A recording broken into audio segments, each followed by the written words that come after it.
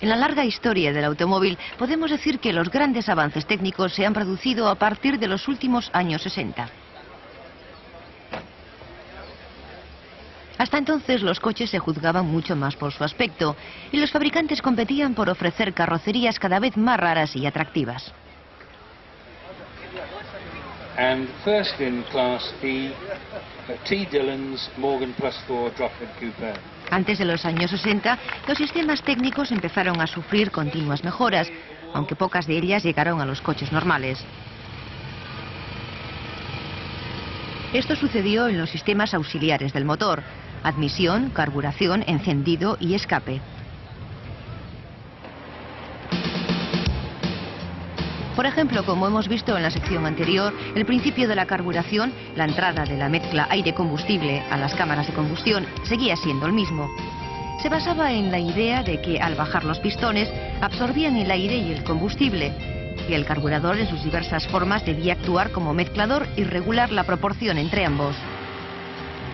Como hemos visto, esa proporción ha variado constante y minuciosamente, desde 1:1 para arranque en frío hasta unos 18:1 en velocidad de crucero.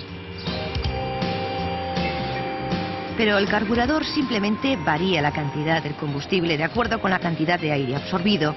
No había comunicación entre el carburador y el motor, ni información del motor que dijera al carburador si estaba actuando a pleno rendimiento.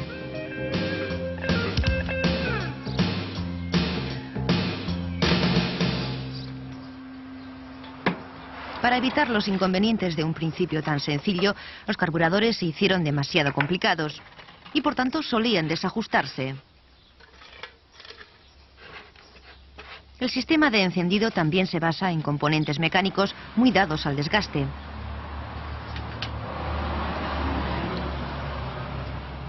El eje rotor del distribuidor giraba guiado por el cigüeñal, normalmente por medio de un engranaje.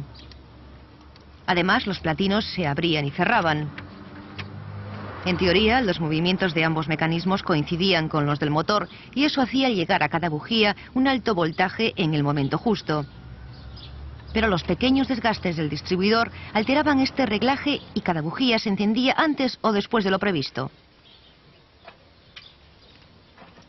Los platinos, por su propia naturaleza, se desgastaban y quemaban, produciendo una chispa de menor voltaje.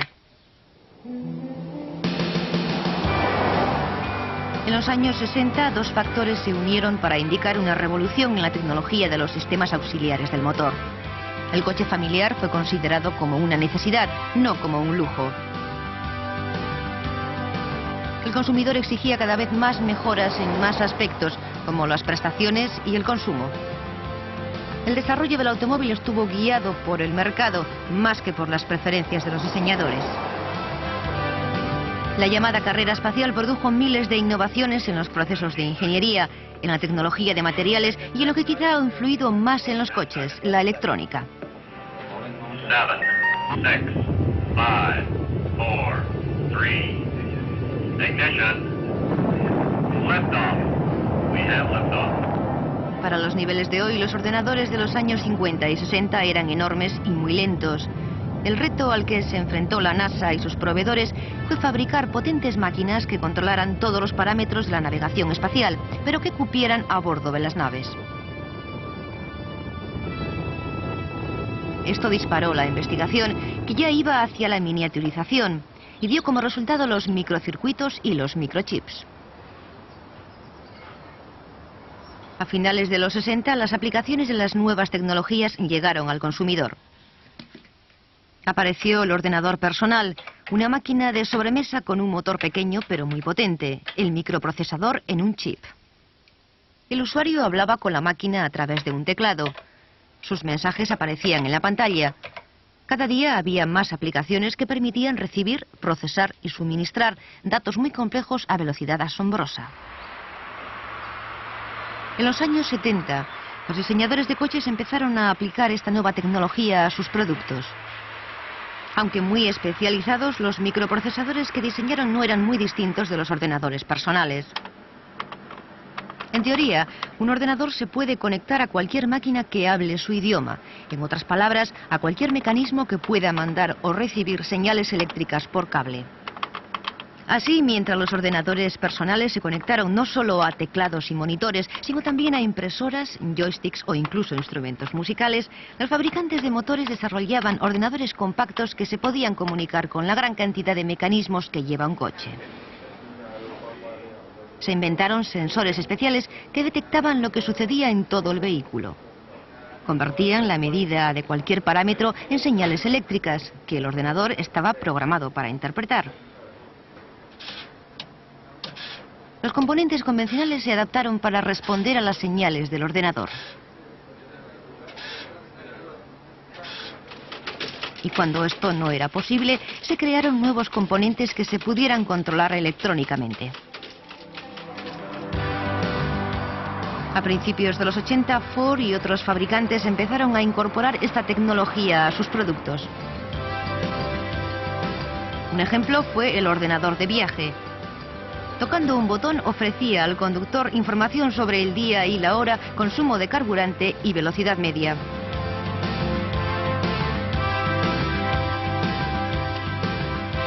Otro fue el módulo gráfico de seguridad que informaba sobre puertas mal cerradas, bombillas fundidas, incluso del peligro de hielo en carretera.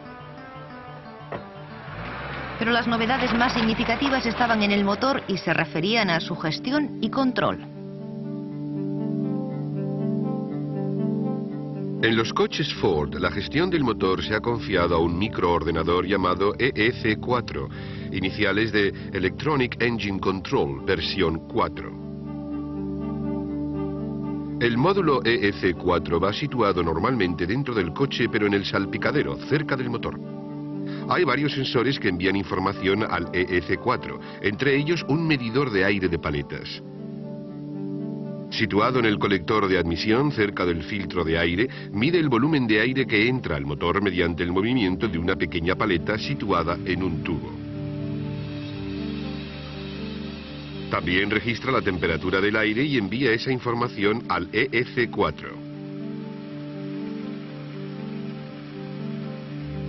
Otro sensor, el ECT, se usa para medir la temperatura del refrigerante del motor. Esta información se envía también al EEC4 en forma de una corriente constante de impulsos eléctricos.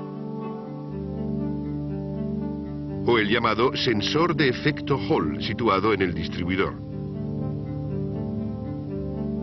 Este sensor indica al EEC4 la posición del eje del distribuidor y por tanto del cigüeñal, al que va unido mecánicamente. Estos tres sensores suministran al EEC4 los datos para calcular la relación aire-combustible que necesita el motor y el momento ideal para producir la chispa de cada bujía. El EEC4 usa después esos cálculos para controlar realmente el motor, pues ya controla algunos elementos clave como los inyectores.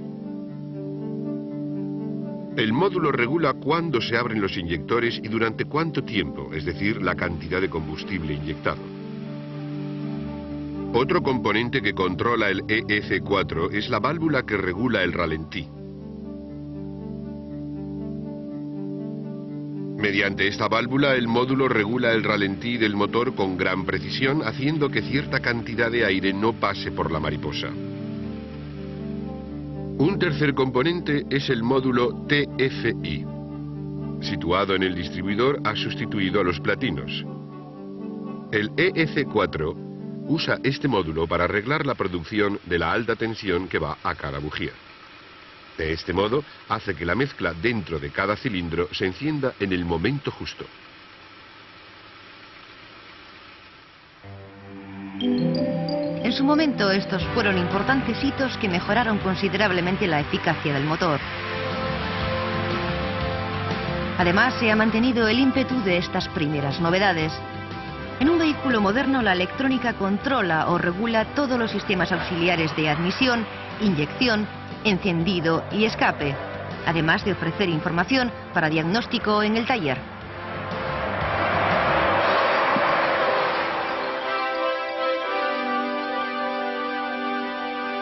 En los últimos coches Ford, el microordenador de gestión del motor se sigue llamando EEC4, aunque la última versión puede procesar 1,25 millones de órdenes por segundo.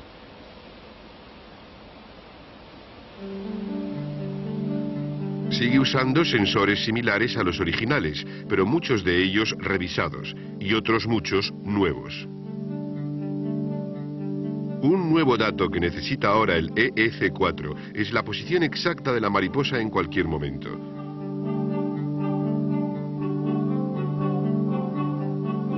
Esa posición la detecta un nuevo sensor.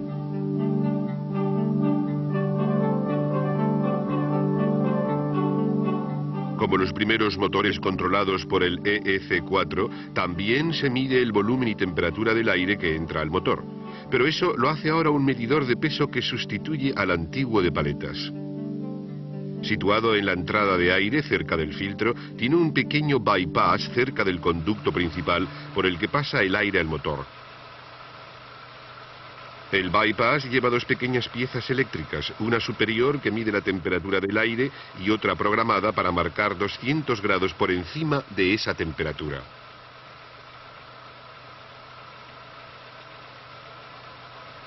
Cuando pasa el aire por ese alambre caliente, absorbe distinto calor del alambre según sea su velocidad. Eso hace variar la corriente eléctrica necesaria para mantener la diferencia de temperatura. A partir de esa corriente, el EEC4 calcula el volumen de aire que entra en cada instante. Si varía la temperatura del aire que entra en las cámaras de combustión, hay otro segundo sensor situado también en la entrada de aire, pero más cerca del colector de admisión.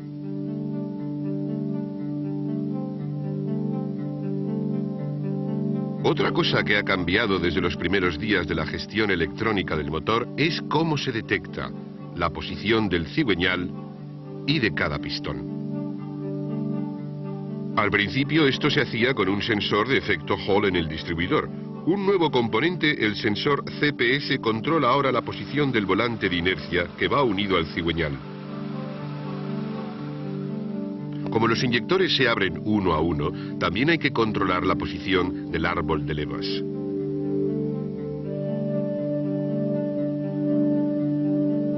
Esto se hace con un sensor situado en una leva especial del árbol. Con esta información, el EEC4 calcula qué válvulas de admisión se abren y sincroniza la apertura de los correspondientes inyectores. Como en los primeros sistemas de gestión, también se mide la temperatura del refrigerante con un sensor muy parecido al que ya se usaba en las primeras versiones. La mayoría de los motores modernos llevan uno o dos sensores EGO. Situados en el tubo de escape, cerca del colector, miden la cantidad de oxígeno en los gases de escape. Con esta información, el EEC4 ajusta la relación aire-gasolina, que oscila ligeramente alrededor de 14,7 a 1 cuando el motor está caliente. Como vimos en la unidad anterior, esto crea las condiciones necesarias para la catalización de los gases en el convertidor. Todos estos sensores suministran al EEC4 una información constante que el módulo analiza al instante. Y como siempre, si los resultados no coinciden con los datos programados, el módulo ajusta el funcionamiento del motor mediante los parámetros clave que controla. Por ejemplo, los inyectores. El EEC4 controla el momento y la cantidad de combustible que inyecta cada uno en cada cámara de combustión según las necesidades del motor.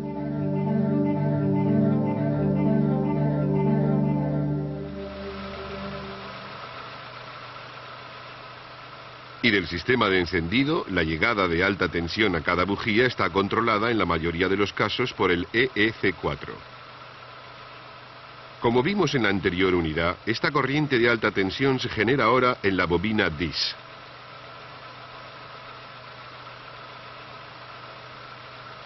El reglaje de la producción de corriente desde la bobina DIS hasta cada bujía está controlado en algunos motores por un segundo módulo llamado EDIS, que significa distribución electrónica. En estos casos, el EEC4 envía al EDIS datos que éste necesita para hacer sus reglajes. Pero en otros motores, el EEC4 lleva incorporada la tecnología EDIS, de modo que también regula el encendido. Sea como sea, el control del encendido ayuda a regular más exactamente el proceso de combustión y la eficacia general del motor. La gestión electrónica del motor juega un papel importante en el control de las emisiones de escape. Normalmente el EEC4 se encarga de conectar y desconectar el sistema de aire pulsado. Como vimos en la unidad 4, este sistema lleva aire fresco al colector de escape para quemar el combustible no quemado.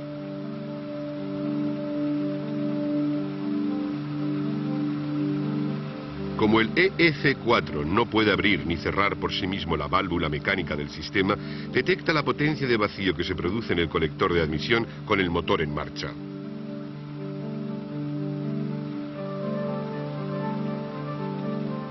El EEC4 regula una electroválvula situada donde se produce el vacío. El módulo abre la electroválvula que a su vez acciona la válvula de vacío. Y esa succión abre la válvula que regula los impulsos de aire, haciendo funcionar el sistema.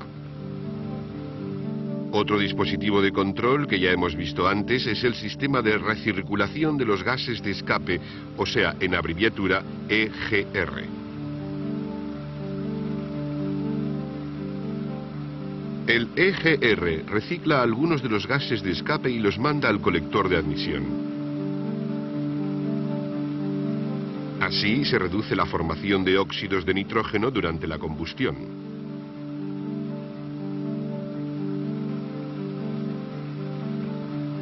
El EGR está controlado también por el EEC4 a través de otra electroválvula.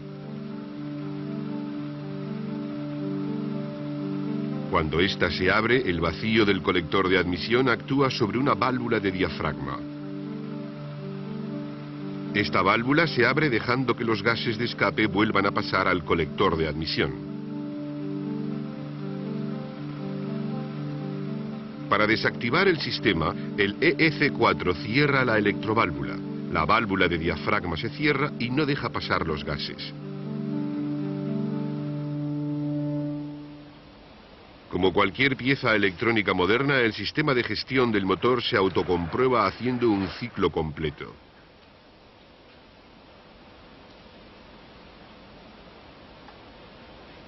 En los actuales coches Ford, esto lo hace una unidad llamada FDS 2000. El FDS está diseñado para diagnosticar los fallos de cualquier sistema electrónico del coche.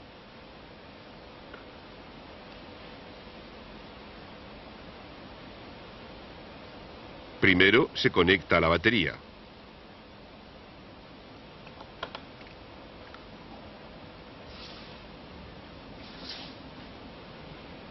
Después se conecta a un conector de diagnóstico situado en el motor, en el salpicadero.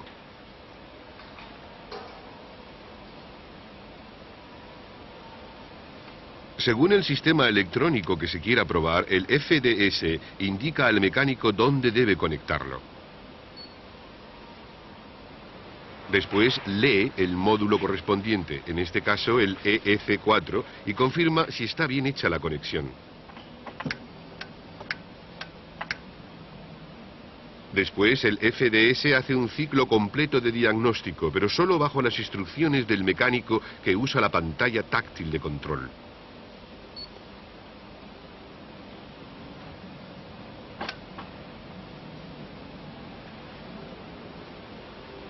En la pantalla aparece información clara y concisa que informa al mecánico de la prueba, de lo que tiene que hacer y de los fallos encontrados.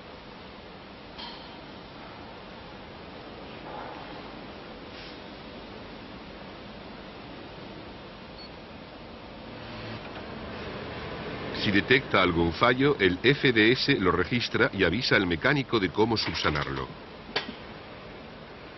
No solo es el motor el que se beneficia de la revolución electrónica. Como veremos más adelante, la nueva tecnología se aplica también a los sistemas de frenos.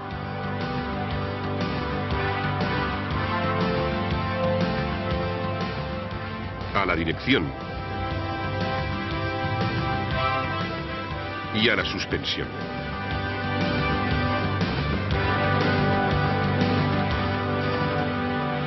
En la séptima unidad de esta serie veremos cómo se transmite la potencia del motor a la carretera, empezando por la caja de cambios.